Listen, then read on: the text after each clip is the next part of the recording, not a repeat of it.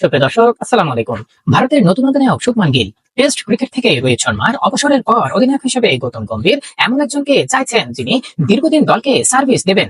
তাই 31 বছর বয়সী জাসপ্রীত বুমরাকে পছন্দ নয় কোচের। গম্ভীরের পছন্দের তালিকায় সবার উপরে আছেন শুভমান গিল। চোট প্রবণতা আর বয়স বিবেচনায় বুমরাকে অধিনায়ক হিসেবে চাইছেন না গৌতম গম্ভীর। জাতীয় নির্বাচকদের সে কথা জানিয়ে দিয়েছেন তিনি। অজিত আগারকারও কোচের সঙ্গে সম্মতি দিয়েছেন।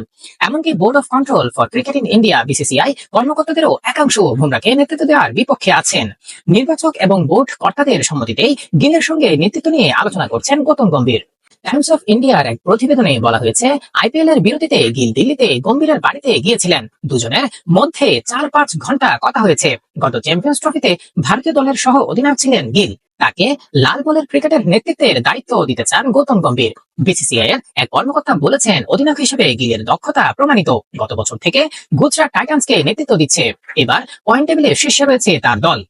সুপ্রিয় দর্শক, এই ধরনের মজার মজার খবর পেতে আমাদের সঙ্গে থাকুন। ধন্যবাদ। আসসালামু আলাইকুম।